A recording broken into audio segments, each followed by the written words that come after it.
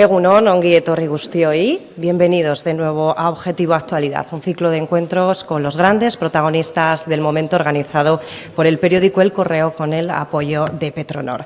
Una serie de coloquios que emitimos también habitualmente en directo, así que bienvenidos también a quienes nos están siguiendo a través del correo.com. En esta jornada y en este marco aquí en el Lichas Museum, les planteamos en esta ocasión charlar sobre el sector marítimo. Vamos a hablar de retos y oportunidades. Vamos a hablar de su descarbonización. Para ello contamos hoy con la presencia de Juan Arana, presidente de Astilleros Murueta, y con Tomás Olano, consejero de Verge.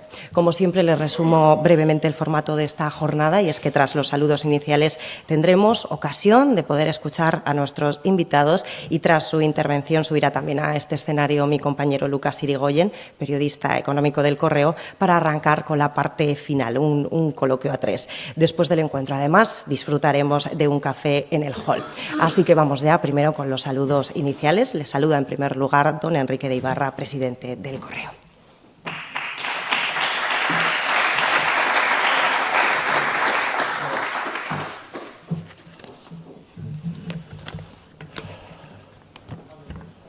Egunon, guztioi eta mila esker hemen egotea gaitik. Buenos días, autoridades y amigos. Bienvenidos a este foro Objetivo Actualidad, el Correo Petronor. Hubo un momento, allá por el siglo XVI, en que muchos de los buques que partían desde algún puerto de la Corona de Castilla hacia América se construían en astilleros vizcaínos. Salieron también de nuestras tierras los barcos que iban a la caza de ballenas en mares fríos y lejanos. Y más tarde muchos otros tipos de naves, desde pequeños pesqueros hasta buques de acero y vapor. Aquí mismo estamos pisando el espacio de Astilleros Euskalduna, referente empresarial naval de primer orden. Tan importantes fueron los barcos en la vida del País Vasco que algunos de nuestros mejores pintores, entre ellos Luis Paret, han contribuido a fijar en nuestro imaginario la imagen de los buques en las gradas de los astilleros de la ría o atracados junto al Paseo del Arenal. Un siglo después, Adolfo Guiar, introductor del impresionismo en el País Vasco, consiguió plasmar en sus lienzos los barcos ambidiestros a vapor y vela en las aguas de la ría, desde donde más tarde surcarían los grandes barcos mineros, petroleros y de otros usos. En el ámbito de la fotografía destacan las placas de veleros de Pedro Teleforo Errazkin. También nuestros escritores vascos plasmaron en sus obras cómo era la vida en la mar, en la ría y en esas embarcaciones que formaban parte del paisaje. Ahí están los retratos de Zunzunegui, de Aldecoa, de Baroja. De este último me viene ahora a la memoria su primer volumen de la trilogía Novelas de nuestro tiempo, titulada El gran torbellino del mundo, que fue publicada en 1926 y que narra las vivencias de un agente de una compañía naviera vizcaína. La ría de Bilbao ha sido, desde sus inicios y después al amparo del consulado, el eje de nuestro comercio e industria, como ustedes saben, y una privilegiada ventana al exterior. La terrible crisis de los años 80 del siglo XX redujo extraordinariamente el peso de la industria naval en la ría, en el País Vasco, como sucedió en casi todo Occidente. Pero el sector fue capaz de especializarse y hallar nuevos caminos. Hay subsectores dentro del naval que quizá no vuelvan a tener futuro entre nosotros, pero a cambio se están fabricando buques de un nivel de especialización que en el momento peor de la crisis ni podíamos imaginar. Y junto a dicha fabricación se han desarrollado otras actividades que aportan mucho valor añadido y que llevan grandes componentes de conocimiento, de empleo de la tecnología, de cultura del mercado y de capacidad de adaptación a un entorno cambiante. En este encuentro de nuestro foro Objetivo Actualidad se van a hablar del sector naval, sus retos y oportunidades y de la descarbonización, como saben. Juan Arana, presidente de Astilleros Murueta, representa una empresa tradicional del sector en Vizcaya Y Tomás Solano, consejero de Berger y compañía, nos hablará de la organización de cuanto rodea al transporte marítimo y las actividades que conlleva. Son dos puntos de vista sobre la realidad de un sector que está aquí, que sigue estando aquí, que es historia, presente y futuro de la economía vasca. Eskerrik asko, muchas gracias.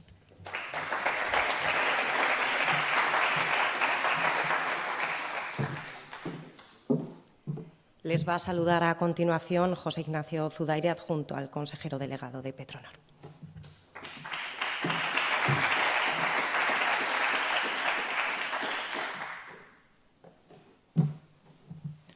Egunon Guztioi, buenos días a todos y a todas.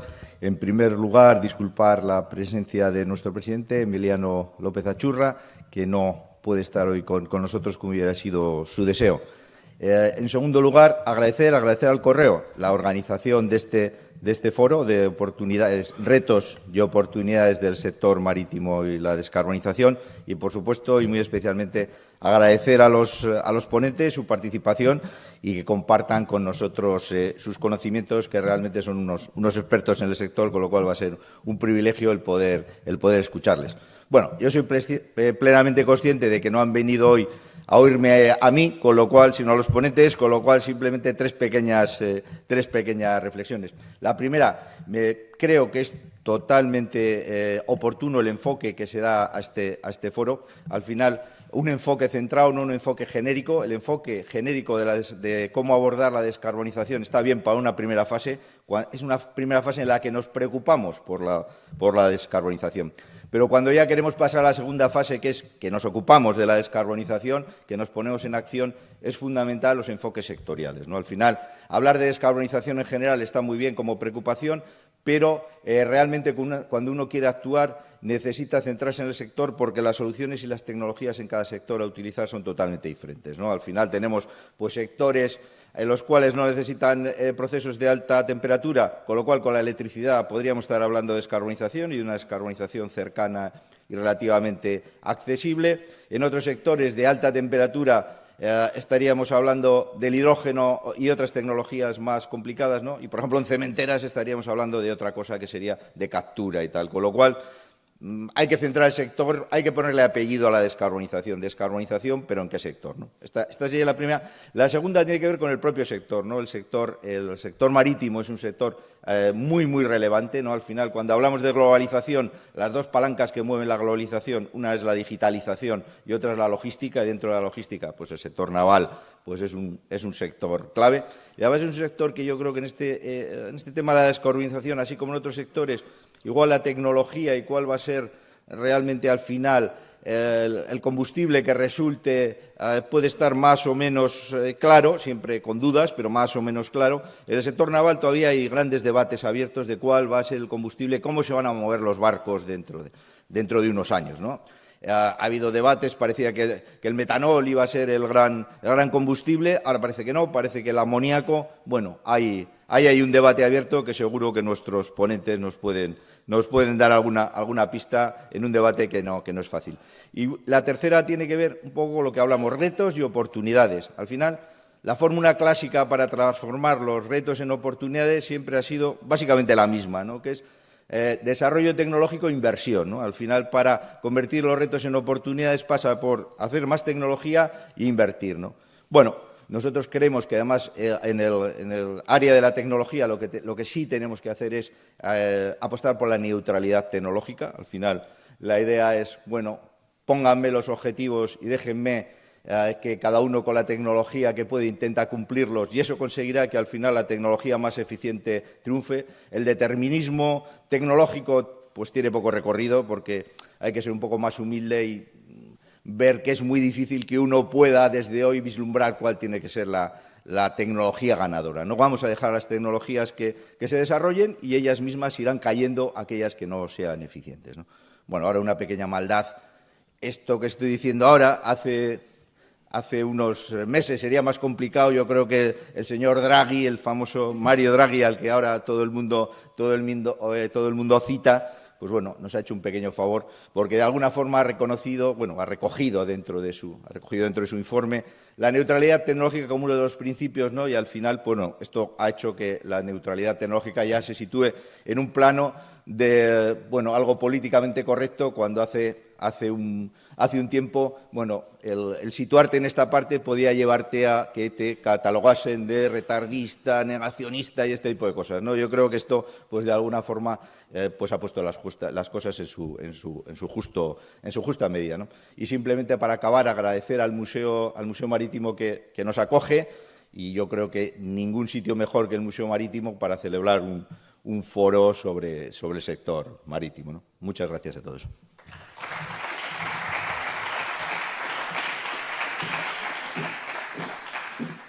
Eskerrik asko. Bueno, pues vamos ya con el primer plato de esta jornada. Un aplauso para nuestro primer invitado, Juan Arana, presidente de Astilleros Murueta.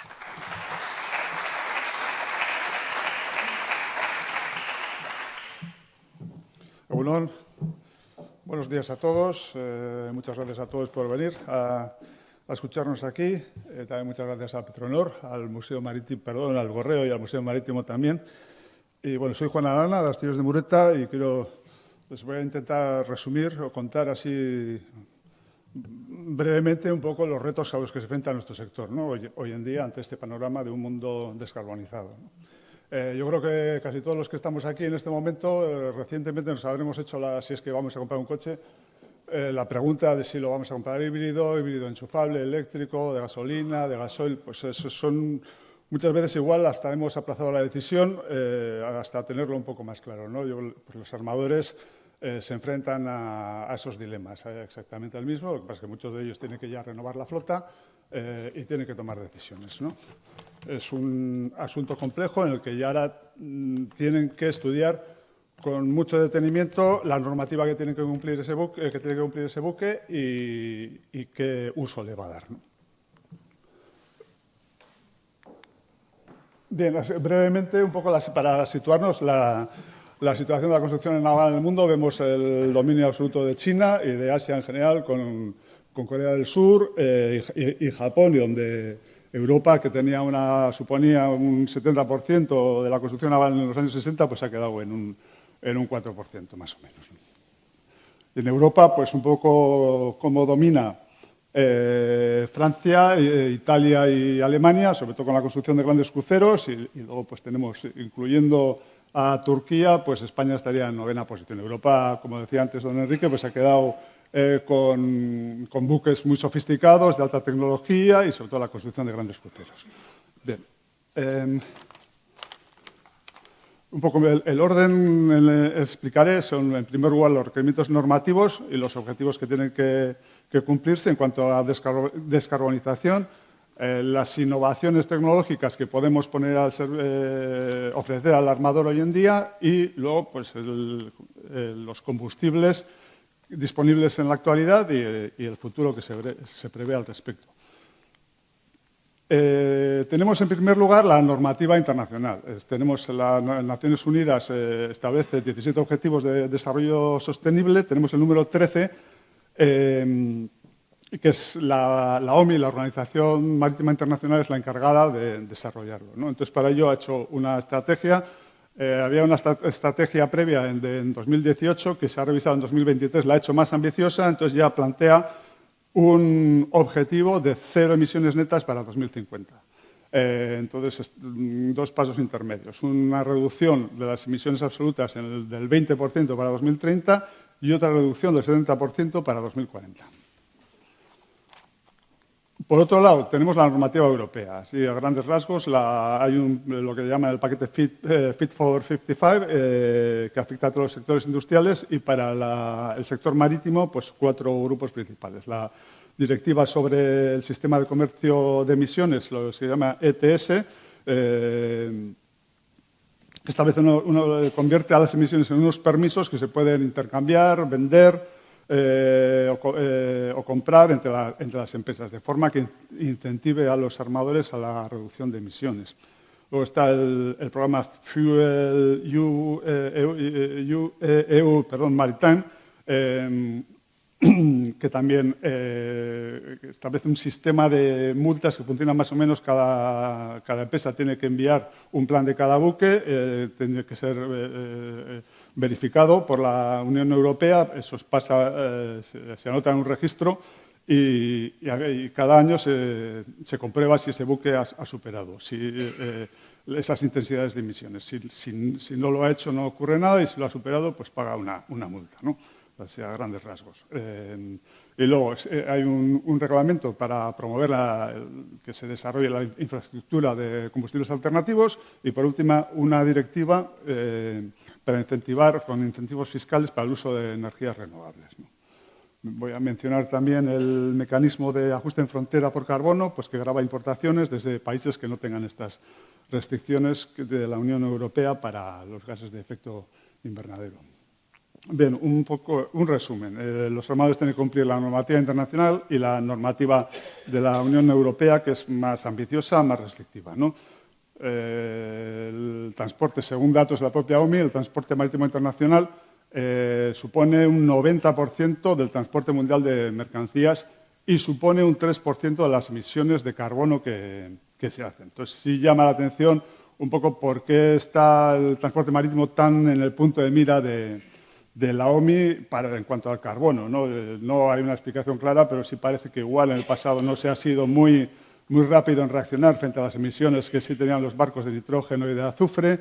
Igual hay una cierta mala imagen, pues, por algunos incidentes contaminantes que hubo. Pues lo cierto es que hoy en día los barcos están en el punto de mira en cuanto a carbono y hay que, pues, con lo que hay hoy en día, los armadores tienen que ser conscientes de que tienen que tener un objetivo de emisiones netas para 2050 de cero, ¿no? Algunos hablan de una revolución, se hablan de una cuarta revolución en el mundo de la navegación en cuanto a propulsión, ¿no? La primera fue del remo a la vela, luego de la vela al vapor y luego del vapor al diésel y en este momento, pues, del diésel a un combustible que está hoy en día por determinar, ¿no? Luego hablaremos un poco de lo que se puede prever. Sí hay que tener en cuenta de que se está hablando de todo este cambio realizarlo en menos de 30 años, cuando la red mundial para distribuir el carbón en todos los puertos pues se tardó casi 100 años. En crear la del diésel, pues casi 50. Pues ahora el reto es poder hacerlo en ese plazo, ¿no?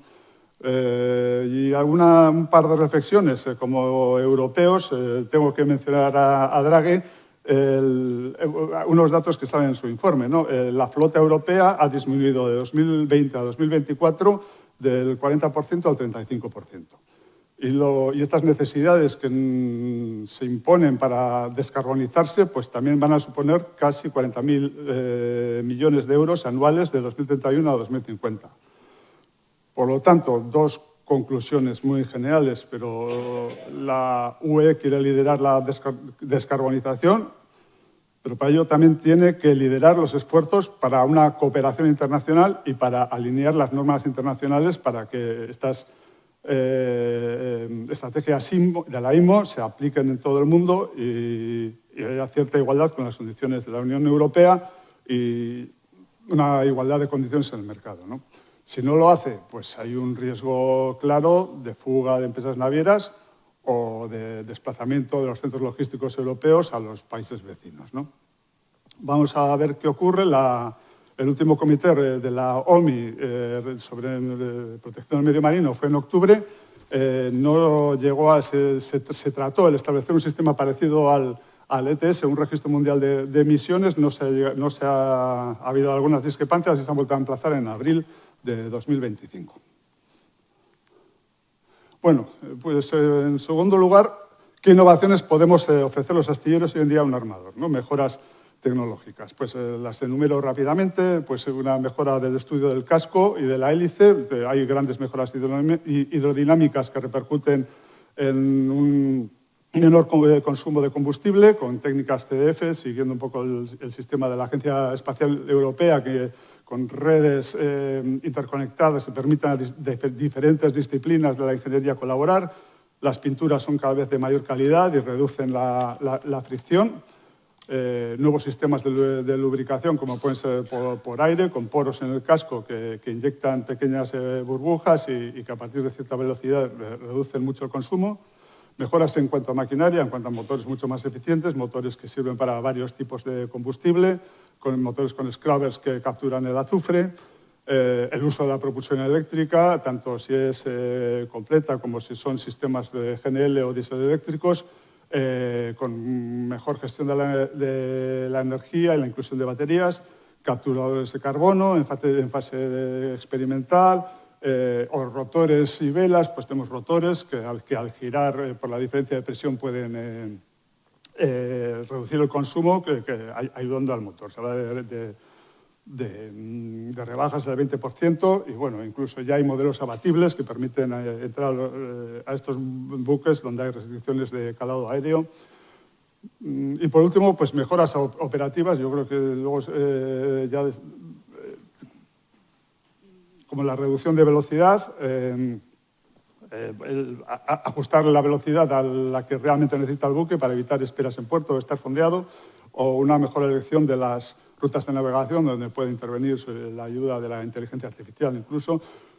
Y una rápida reflexión, que todas estas mejoras, si no hay una tripulación bien formada y que sepa utilizarlas, pues no sirve para nada, ¿no? Es importante.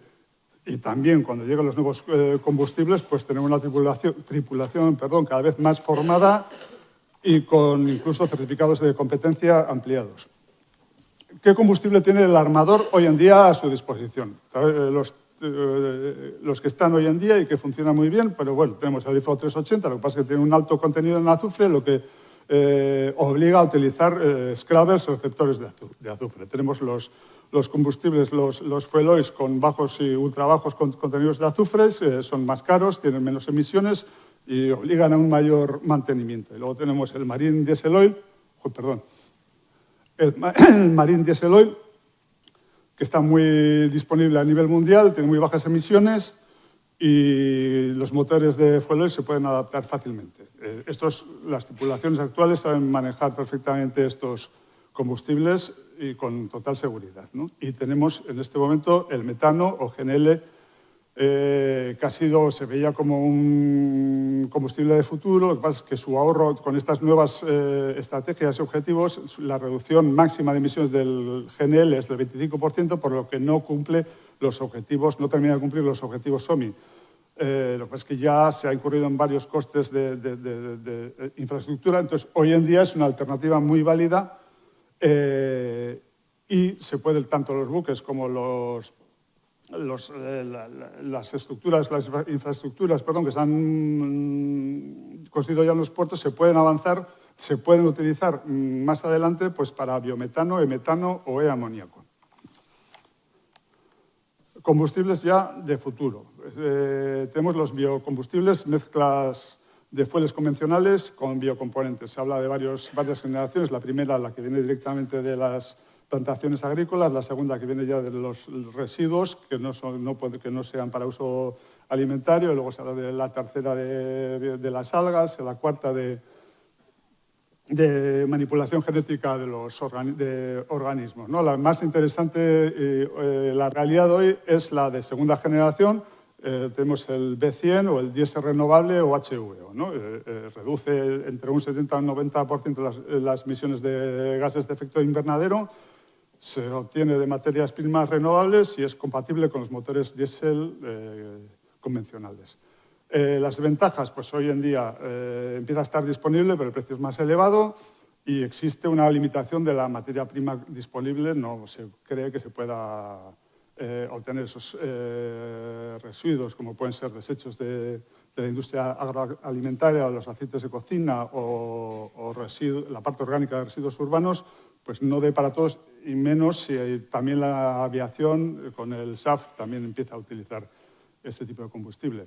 Luego tenemos el metanol, o sea, a corto o medio plazo, también tiene una reducción de emisiones del 70%, se puede utilizar con algunas adaptaciones en motores existentes y se puede almacenar en tanques convencionales existentes.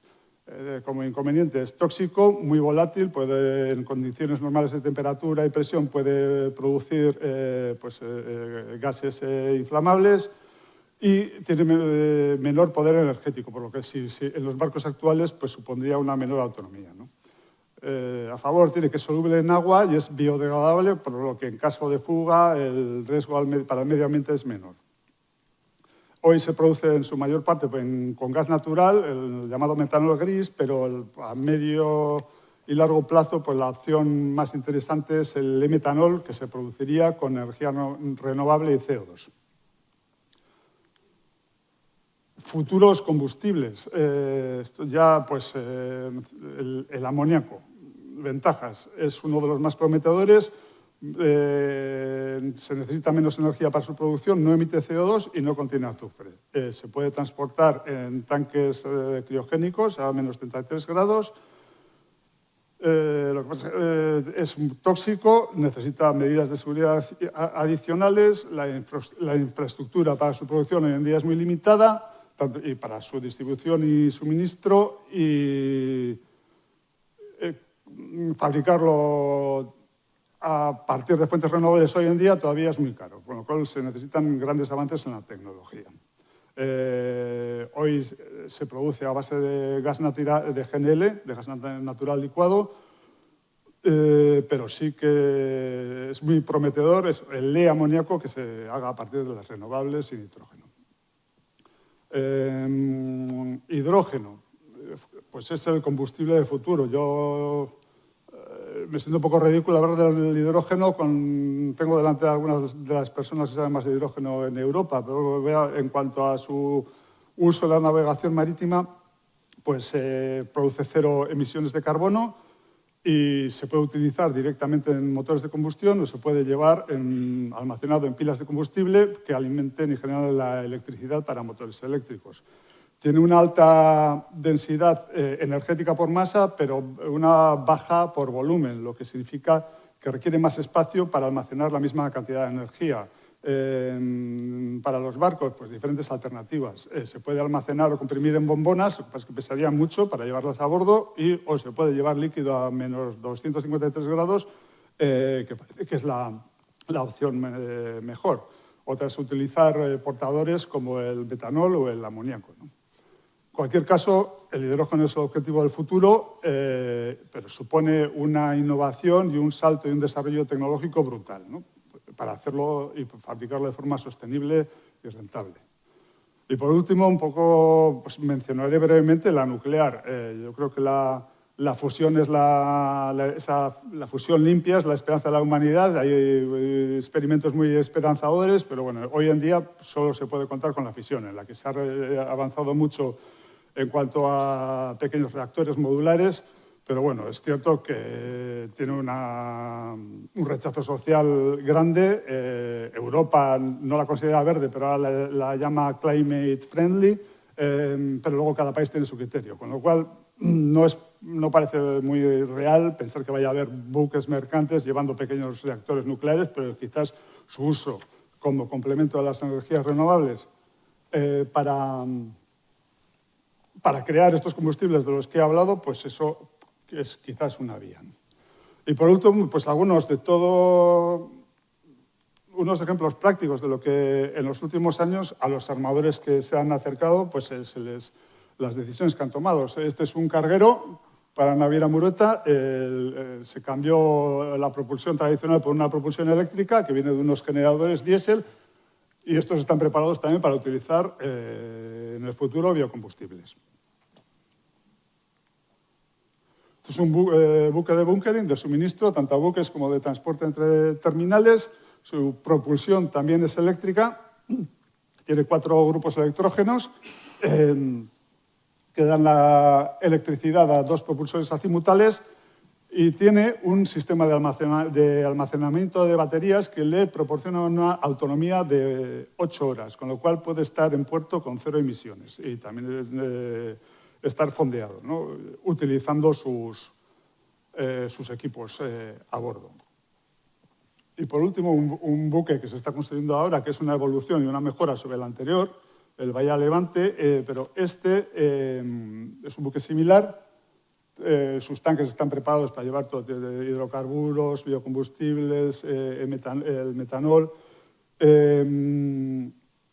Pero en cuanto a su propulsión, es también eléctrica, generada por motores de gasoil. También se pueden ir adaptando a futuros combustibles renovables. Y tiene un sistema de gas inerte en cada una de sus 12 tanques para evitar riesgos de explosiones. Y su gran particularidad en cuento a la descarbonización pues lleva un sistema automatizado de control de potencia que permite, se prevén unas reducciones incluso de 2 toneladas y media al día, ¿no? Porque ajustando velocidades a las necesidades reales del buque. Lleva una nueva batería que le da 48 horas de autonomía para estar fondeado o estar en puerto sin ninguna emisión ni de gases ni acústica, y le permitiría incluso 12 horas de navegación o navegaciones cortas, ¿no? Con 0 emisiones. Para un pequeño cuadro, para ver la rebaja en consumo de este barco, pues es de uno a otro, pues casi de un 10%, que también se ve en la de emisiones. Es casi un 10% de reducción de emisiones de CO2. Unas conclusiones de todo lo que he dicho, ¿no? Estamos en un momento de reto de cumplimiento con la normativa internacional de la OMI y con la normativa de la Unión Europea. El gas natural licuado perfila en este momento, es una alternativa muy buena como combustible de transición. Tenemos los biocombustibles también para ir cumpliendo con el reto de emisiones, el e-metanol o el e-amoníaco, que no, dependiendo de la investigación para llegar a ellos, ¿no? El hidrógeno como el objetivo del futuro y la incógnita de la energía nuclear, con 2 reflexiones. ¿Cuál de estos es el que se va a imponer? Pues dependerá sobre todo del precio y sobre todo de la capacidad que haya para que esté disponible para los barcos en todos los puertos, ¿no? Y yo creo que esto es. Espero haber sido claro y haber hecho así. Muchas gracias.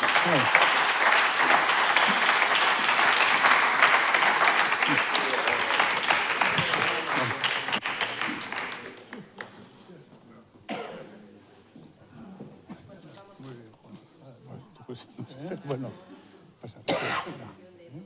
No, consejero de Bergen.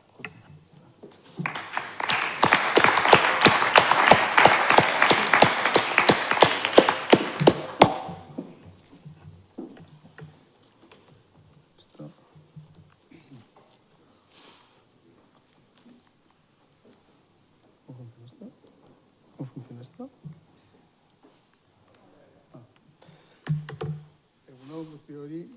Muy buenos días a todos. En primer lugar, quiero dar las gracias al Correo y a Petronor por organizar este evento, y también quiero dar las gracias a Juan por su magnífica exposición que nos ha hecho desde el punto de vista del sector armador. Y quisiera transmitirle la enhorabuena a Virginia, la que ha organizado este acto en un sitio emblemático como eran los antiguos astilleros de Euskalduna, y creo que es un acierto organizar un evento de este tipo aquí. Bien, la descarbonización del sector marítimo portuario pues tiene una importancia muy relevante, porque el sector marítimo portuario genera un 3% del gas de efecto invernadero a nivel mundial, y si lo consideráramos un país sería el 6º país más contaminante del mundo después de China, Estados Unidos, India, Japón y la Federación Rusa. Por lo tanto, este sector es muy importante a la hora de la descarbonización. También tenemos que tener en cuenta que el sector marítimo supone el 90% del transporte de las mercancías mundiales, y que, por ejemplo, el año pasado se transportaron unos 12.325 millones de toneladas. Voy a estructurar la charla desde 2 puntos de vista. Por un lado, la descarbonización de toda la cadena logística sería, por una parte, la descarbonización en los propios puertos, y por otra parte, en el sector marítimo. Y aquí realmente la descarbonización viene por cuenta de los armadores, tal como ha explicado Juan, con lo cual yo en este apartado simplemente lo que haré es referencia a cómo está el sector marítimo actual y los retos que tiene. Obviamente, la descarbonización de los armadores y buscar combustibles alternativos va a tener un coste que lo van a transmitir a a los fletes y esto a las mercancías, y habrá que ver cómo se transmite, esta transmisión, a ver si es, bueno, pues según vaya avanzando la transición energética, habrá que ir regulando a ver cómo se transmiten esos costes a los fletes. Bueno, dicho esto, la actividad portuaria es un elemento fundamental de... ¿Por qué no pasa? La actividad portuaria es un elemento fundamental de la cadena logística. Obviamente, cuanto menos tiempo estén los barcos en los puertos, lo que es el transporte marítimo será más competitivo, y los puertos, para que sean competitivos, pues tienen que tener, en primer lugar, unos medios disponibles, unos atraques disponibles, unos medios de manipulación lo más operativos posibles, almacenes para el almacenaje de las mercancías, y, por supuesto, tienen que tener capacidad de recibir y expedir mercancías tanto por vía terrestre como por vía ferroviaria. En los puertos, como digo, es un elemento fundamental en la cadena logística y tenemos que tener, a la hora de que los puertos sean ágiles y eficientes, tienen que tener dos requisitos importantes, que son la automatización de los puertos y la digitalización de la actividad. La automatización de los puertos, lógicamente, en los países desarrollados, los puertos tienen infraestructuras mucho mejores que los países subdesarrollados, con lo cual siempre son más eficientes, y dentro de esa eficiencia de los puertos que puede haber en los países desarrollados o no desarrollados, también depende de la tipología de la mercancía. Incluso hay puertos que pueden estar especializados en mover un tipo de mercancía y otros puertos que pueden tener otra tipología de mercancía y que sean más eficientes para otro tipo de tipología de mercancía. Incluso dentro de la misma mercancía, no es lo mismo descargar contenedores en un barco, en un puerto que sean de importación y exportación, que en un puerto que sea de transbordo, que lógicamente es mucho más operativo. La otra factor importante dentro de la actividad portuaria es la digitalización de los puertos. Los puertos, como cualquier otra industria, se tienen que digitalizar, y cuanto más digitalicen estos los puertos, más se unan las plataformas tecnológicas, pues más fácil se podrá despachar los barcos, se podrá despachar la mercancía, y eso evidentemente lo que conllevará es que sean más ágiles, el tránsito de los barcos por los puertos sea más rápido. Es muy importante promover el uso de documentos comerciales como el conocimiento de embarque. El conocimiento de embarque, sustituir el conocimiento de embarque en papel por conocimientos de embarque electrónicos. Hoy en día todavía no tenemos seguridad jurídica sobre este apartado, aunque en el Reino Unido ya lo están aplicando. Y como cualquier otra industria, con el desarrollo tecnológico pues, y digitalización de los puertos, pues tienen ataques informáticos y es importante tener la ciberseguridad mejor posible. En cuanto a la transición energética de los puertos, bueno, pues hoy en día consideramos que los puertos, después de las inversiones en infraestructuras, que sigue siendo la primera inversión, la segunda inversión más importante que tiene es la inversión en la transición energética. Por ejemplo, Puertos del Estado para 2030, que es relativamente pronto, pues ya va a obligar a que todos los puertos del Estado español tengan los muelles electrificados para que cuando los barcos están en puerto operen a través de medios eléctricos. Voy aquí a hacer una pequeña reseña de qué medidas se están tomando en diferentes puertos, aunque realmente me centraré en el puerto de Bilbao. El puerto de Rotterdam, por ejemplo, pues está instalando estructuras de hidrógeno verde, captura de carbono, turbinas eólicas. El puerto de Los Ángeles, electrificación de muelles, vehículos eléctricos.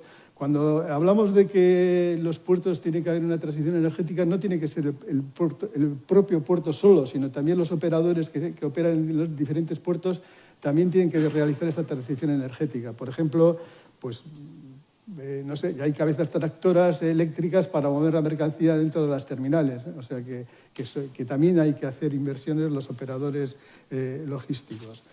El puerto de Los Ángeles, electrificación de muelles, vehículos eléctricos, y el puerto de Hamburgo, placas solares y biocombustible para la maquinaria. Me quiero centrar un poco en el puerto de Bilbao, ya que estamos en Bilbao. Yo creo que el puerto de Bilbao está haciendo un inmenso esfuerzo en transformación energética.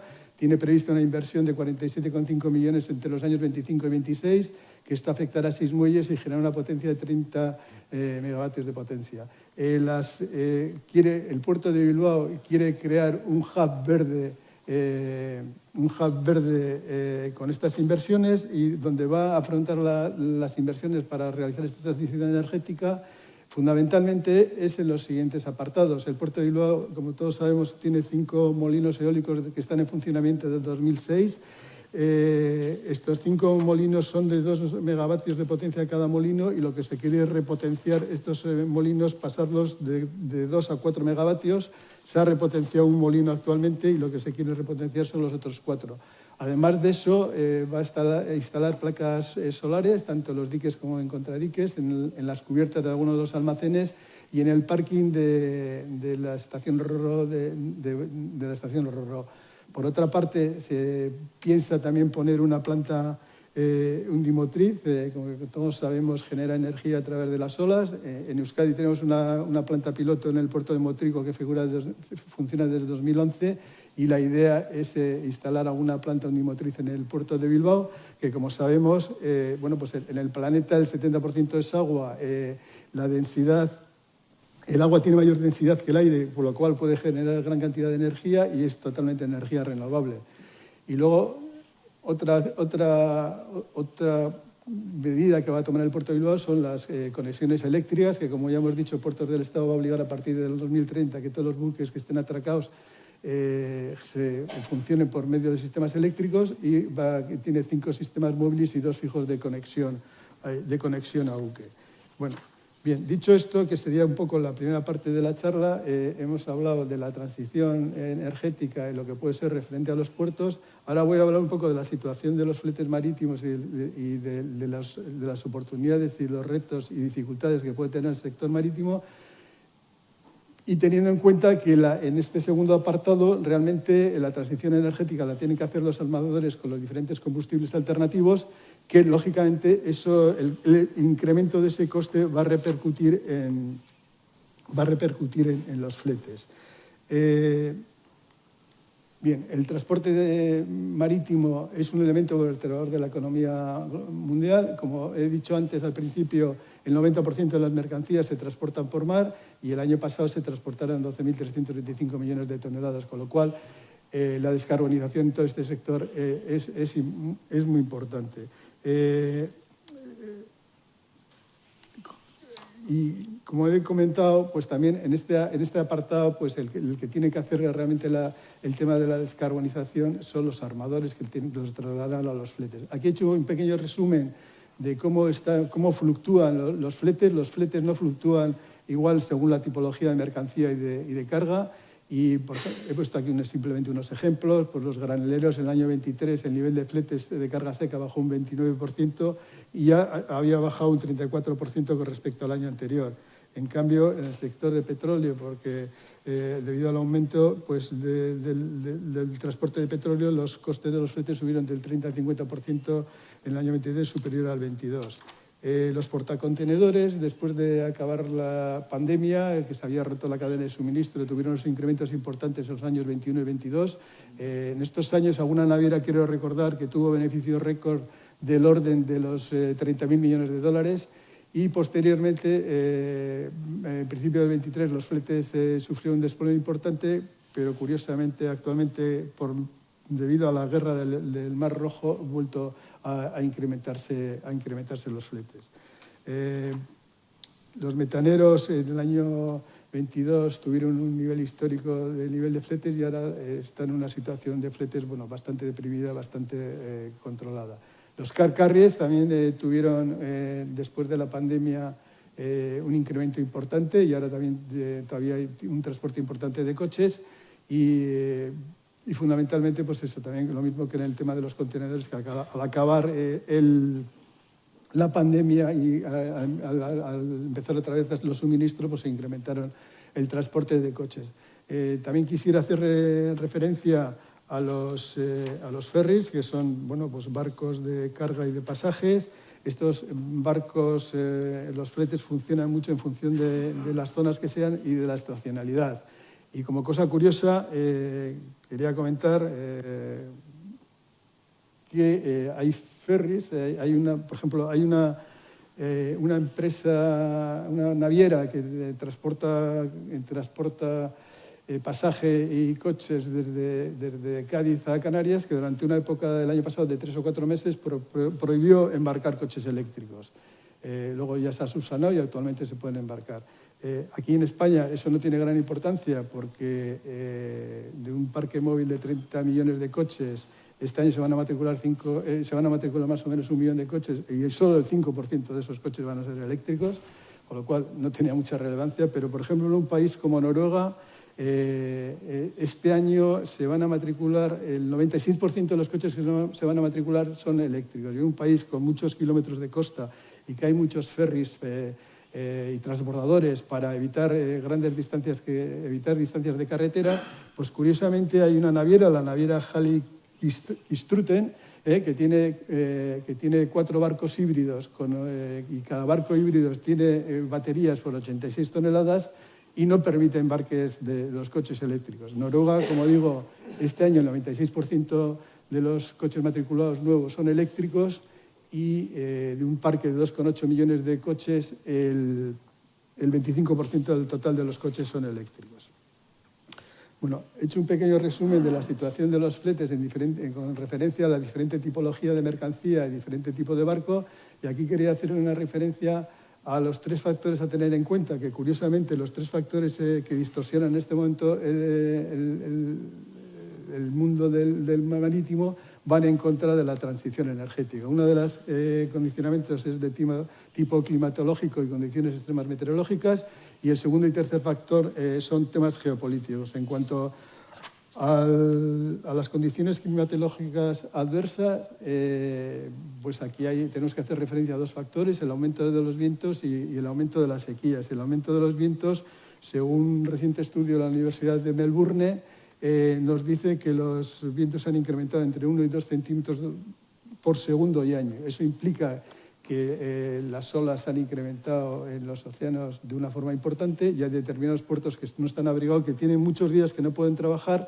y porque están cerrados, porque no son operativos por la gran cantidad de movimiento de olas. Eso, evidentemente, lo que conlleva es un incremento de los costes en la cadena logística. El otro factor climatológico importante es el aumento de las sequías. Estos años las sequías cada vez son más acuciantes y esto está afectando a determinadas vías fluviales. En Europa, por ejemplo, está afectando a la vía fluvial del Rin, que el Rin tiene 833 kilómetros navegables y, bueno, pues como tiene poco caudal, pues los puertos interiores de Alemania en muchos casos no pueden navegar las barcazas ni los barcos que pueden navegar por el Rin y tienen que hacer transbordo de las mercancías en Rotterdam y Amberes, bien transbordar las mercancías a ferrocarril o a camión, con lo que conlleva unos costes importantes. Pero más importante que el tema del Rin todavía es el tema del Canal de Panamá. El Canal de Panamá actualmente supone un 5% del tráfico mundial y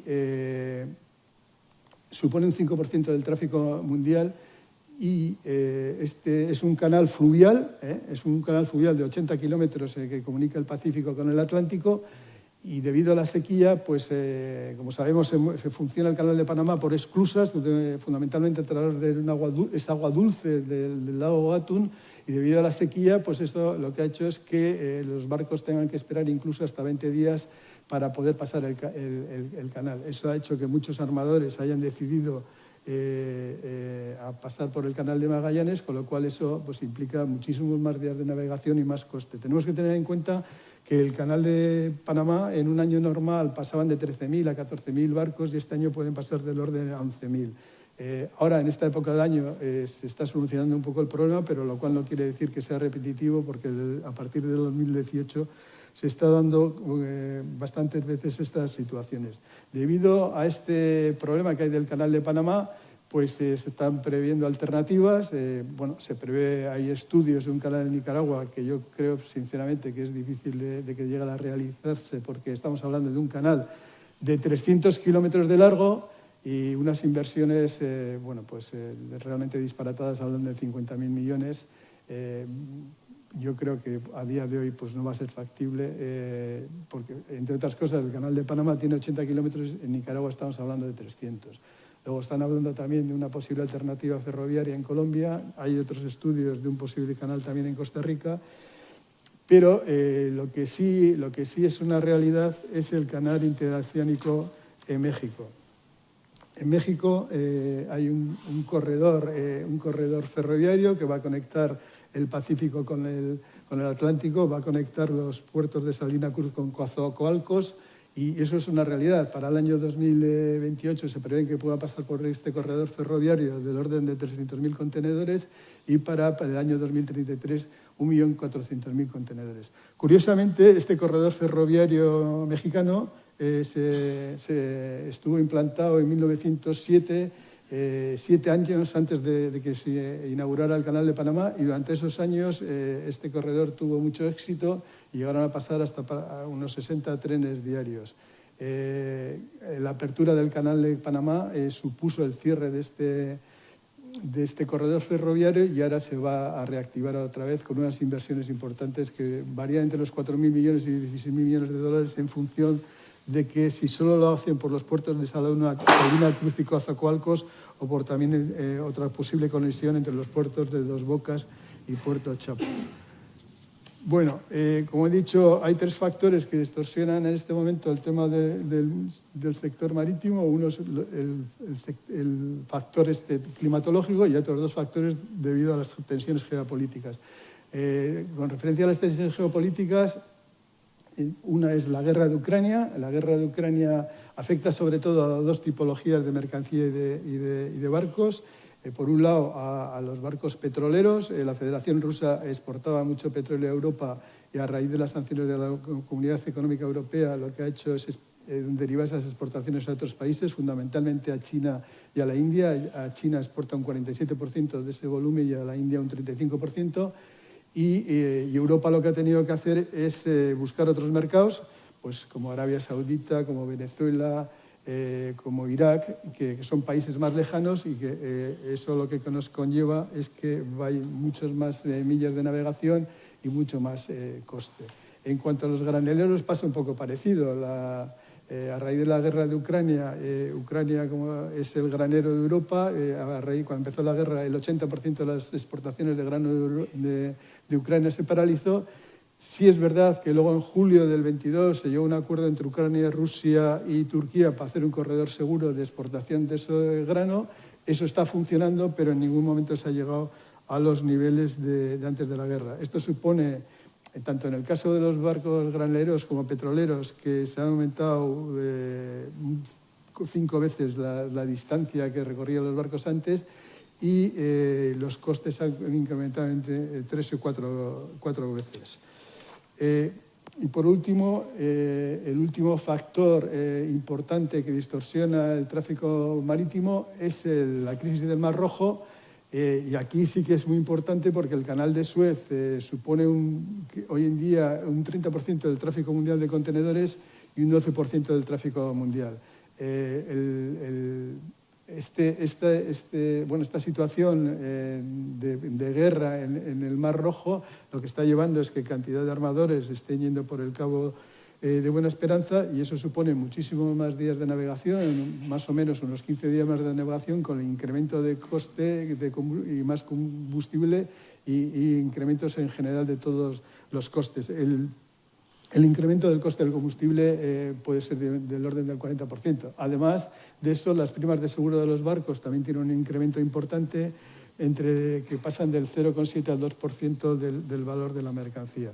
Y como conclusiones diré que simplemente que estos tres factores que están distorsionando en este momento el tráfico de mercancías, lo que están haciendo realmente es ir en contra de la transición energética, pues son nuevas rutas más largas, con lo cual hay mayor gasto de combustible, y a veces, que esto es discutible, depende de si los barcos realmente tienen demanda, pero el implicar muchas veces, más días de navegación, los barcos lo que intentan es acelerar acelerar la velocidad de los barcos para llegar antes a su destino. Con lo cual, pues vemos que estas tres medidas, en vez de favorecer la transición energética, lo que están es perjudicarlo.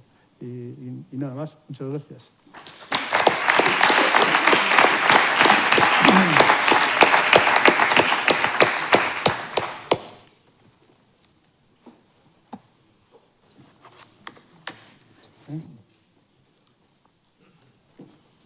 Bueno, voy a pedir también al señor Arana que suba a este escenario y les presento también a mi compañero Lucas Irigoyen, periodista económico del Correo.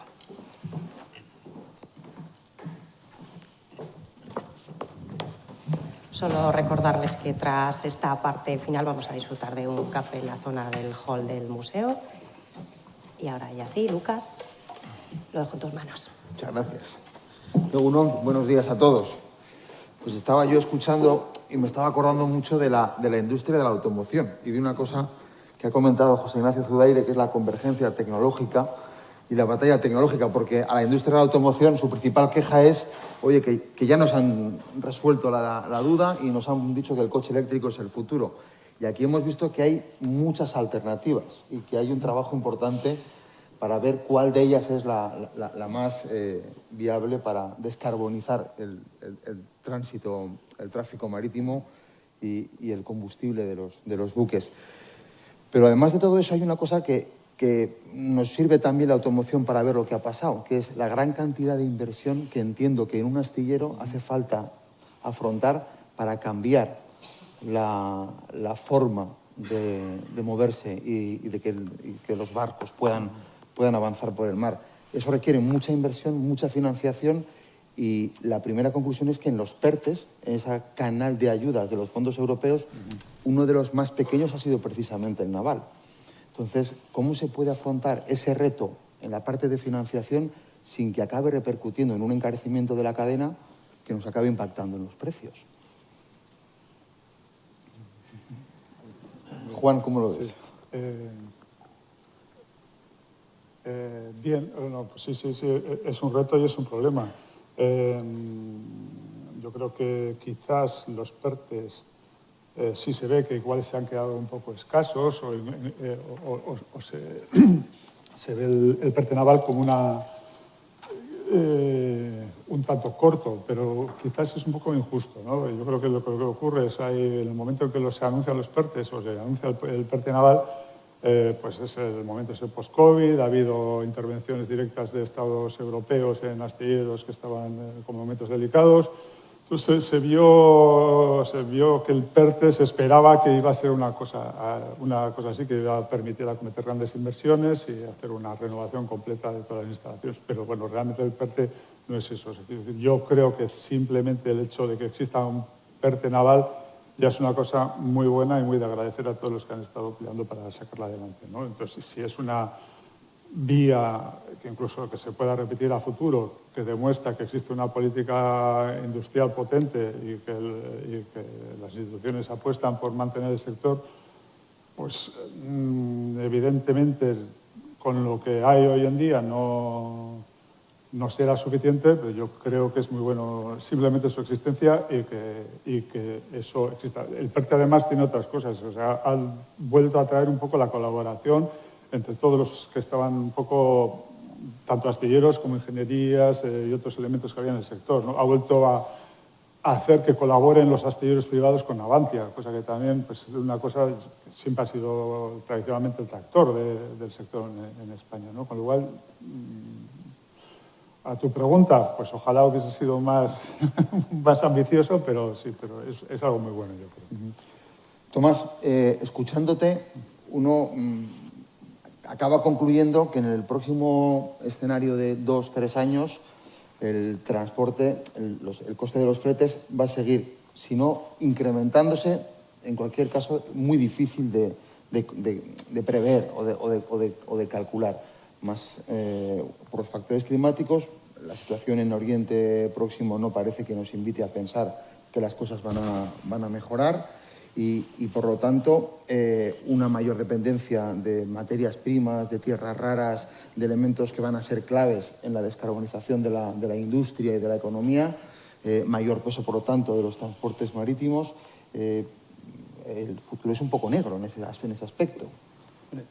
Está claro que todos estos factores pues, van a incrementar los fletes. Es decir, por ejemplo, el tema del Mar Negro, curiosamente, dices, bueno, pues los armadores están haciendo más millas, están recorriendo más días de navegación, sin embargo, con eso han conseguido subir los fletes, ¿no? Es decir, la crisis del Mar Negro yo creo que ha sido una mala noticia para los cargadores, buena noticia para los armadores, ¿no? Y sí, ¿no? Todo apunta, los fletes son muy volátiles y depende de muchas cosas, pero evidentemente todo el incremento que va a tener los costes alternativos de los armadores de alguna forma lo van a trasladar a los fletes, ¿no?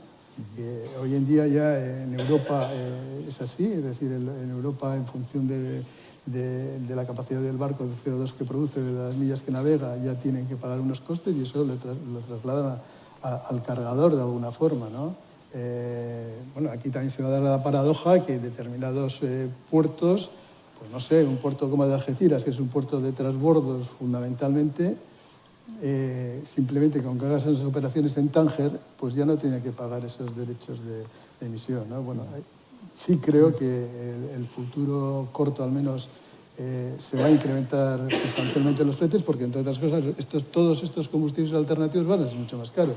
Eso alguien lo tendrá que pagar y eso al final lo que se indexará en el precio del flete, ¿no?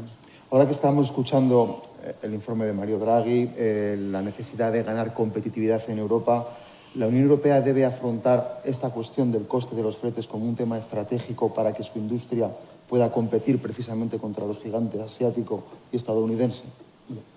Yo creo que en esto, como en todo, Europa nos estamos pegando un tiro en el pie, ¿no? Es decir, esto de hablar de la descarbonización está muy bien, pero es un tema global. Si tú, el ejemplo que he puesto, si tú en Algeciras cobras por manipular una serie de contenedores y en Tánger, que está enfrente, no cobran, pues evidentemente los armadores se van a ir a Tánger, ¿no? Y vas a perder competitividad, eso está claro. Juan, has dado un dato preocupante. Hace unos años, no recuerdo en memoria, pero la capacidad de fabricación de barcos que tenía Europa era muy importante. Se ha quedado reducida en 4%. Vivimos un proceso de dumping asiático en el que los astilleros asiáticos construían mucho más barato y nos quitaban mercado, y nosotros hicimos una reconcentración de mucha de la industria naval y perdimos capacidad de fabricación. Y ahora estamos hablando de que tenemos que descarbonizar el transporte marítimo.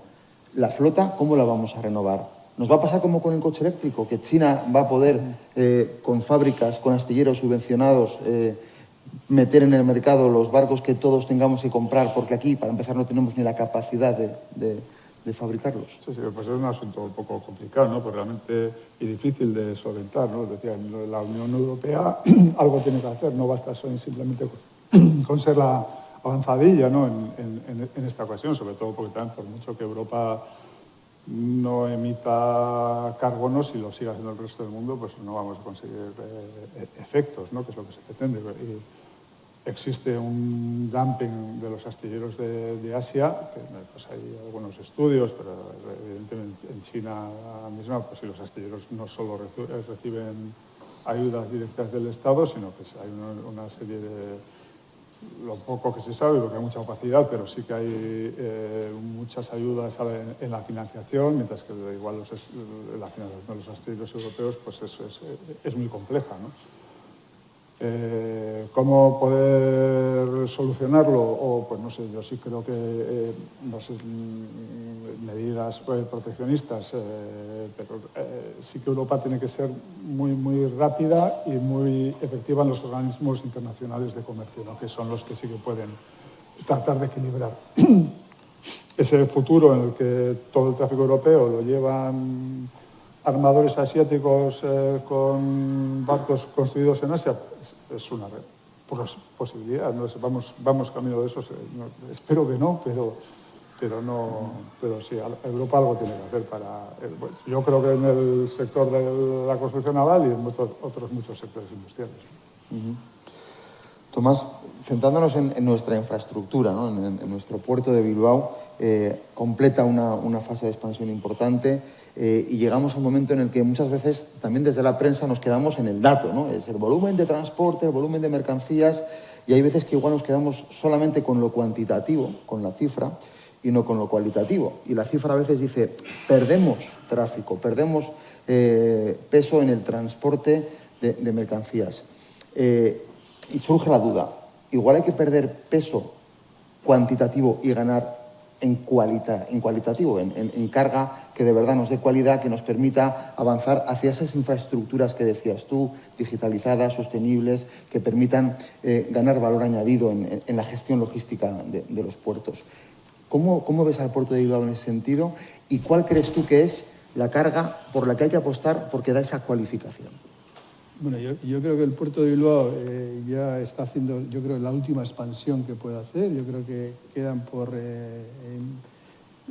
por hacer un espigón de 300.000 metros que estará en función de las obras que haga la Diputación para hacer esos rellenos y no tener que dragar, y eso podría estar acabado para el año 27, y a partir de ahí entiendo que ya no tiene más posibilidades de crecer en metros cuadrados, ¿no? Entonces, a partir de ahí lo que tendrá que hacer es optimizar los muelles que tiene, optimizar las instalaciones, y yo, en cuanto a la pregunta que haces de que sobre qué tipo de mercancías se tiene que especializar, primero tienes que ser el mejor en lo que has hecho toda la vida, que es mover productos siderúrgicos.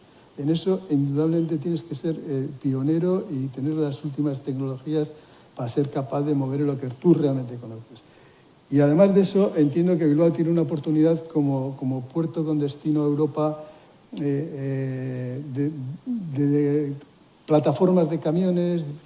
Cada vez va a ser más complicado el tráfico de camiones en Europa por el tema de la normativa, por el tema de que no encuentras choferes, por el tema de los tacógrafos. Entonces, cada vez se va a ir más a un transporte intermodal. Y Bilbao yo creo que está ubicado fenomenalmente para ese acceso hacia Europa.